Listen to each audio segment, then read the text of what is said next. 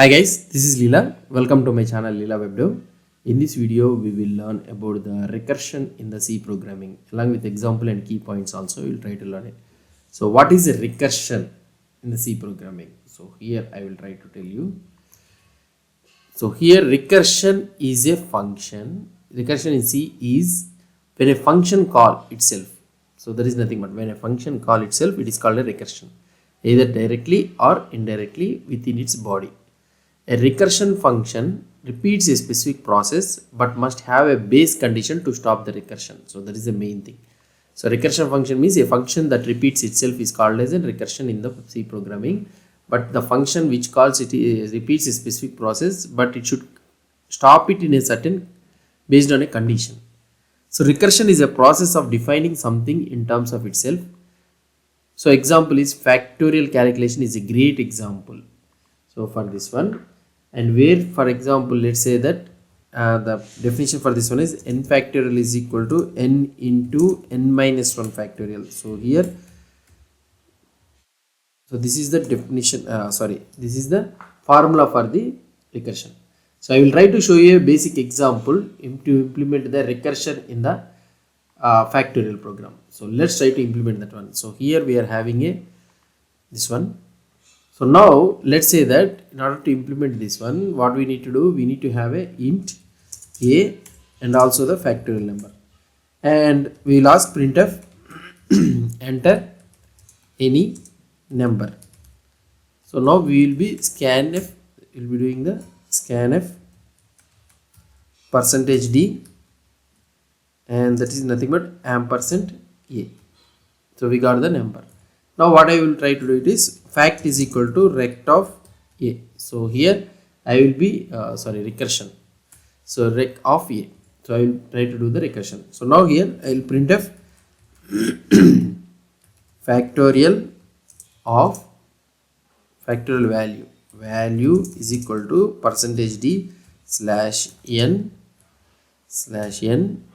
and that is nothing but fact.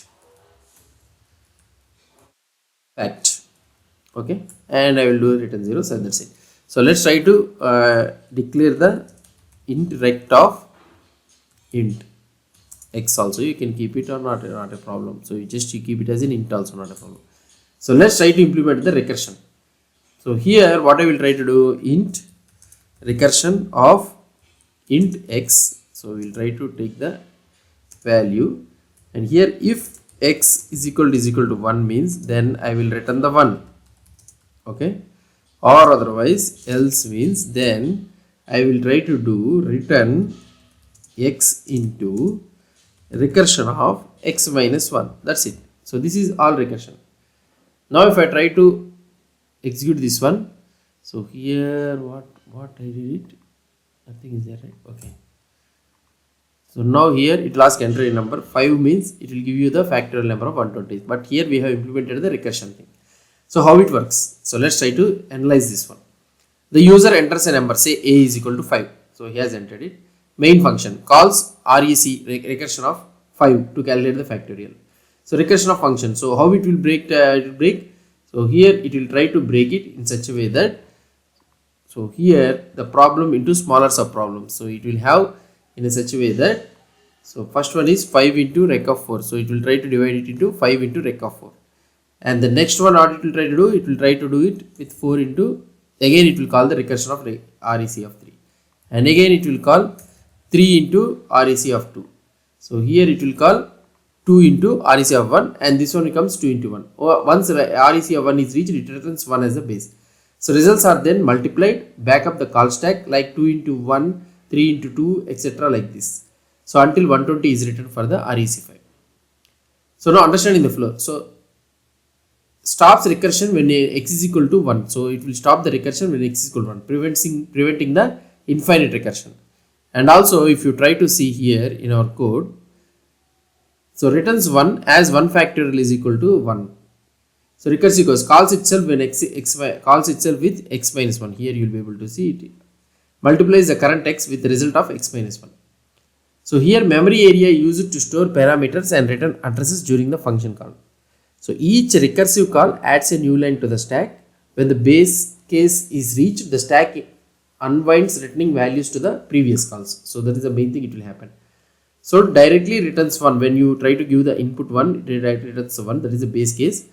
So now when you are having REC of 2 means then 2 into REC. So here it will happen when, for example, if you try to give enter any input 2 means then it will have something like 2 into, again it will call REC of 1. So then is equal to, okay, then it will be 2 into 1. So it will be 2.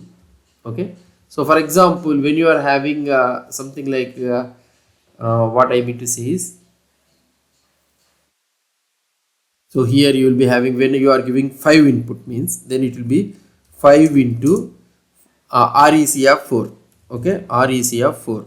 So then it will become 5 into 4 into REC of 3. Okay, so then it will become again 5 into 4 into 3 into REC of 2. Okay, then it will become 5 into 4 into 3 into 2 into REC of 1. So when it becomes REC of 1, then it will be 5 into 4 into 3 into 2 into 1 only. So this will calculate the value and it will give you the output value is 120. So here the key points you need to understand is the base case essential to avoid. So here the key points is base case, you need to have a base case essential to avoid infinite recursion. Without it, the program will crash due to a stack overflow. So stack unwinding, as recursion completes, results are returned back through the call stack. So use printf to trace the function calls and values. Example, add printf rectangle %d called and x, like inside the rec you can do it. So advantages of recursion. So what is the advantages of recursion using this one? So the advantages of recursion are, so what I want to tell you is, simplifies the complex logic and also makes code concise and also elegant for problems like factorial, Fibonacci and tree traversal. Disadvantage of recursion is memory overhead due to stack usage, slower than iterative solutions in some cases, risk of stack overflow if the base case is missing or improperly implemented. So these are the disadvantages of recursion. So now the final thing is, before closing of this session, so my final conclusion for this one is, recursion is a powerful tool in programming but must be used judiciously. Understanding its flow and practicing examples like factorial calculation helps building a strong foundation. For beginners, tracing call with diagrams or print statements can make recursion easier to grasp. So this is all about the recursion concept in the C programming language. So I have given you a simple example demonstrating how to implement the recursion in the C programming language. Hope you understood about this concept. So if you have any doubts or any suggestions, please post the comments below to this video. And if you like this video, please do support me by subscribing to my channel. Thank you.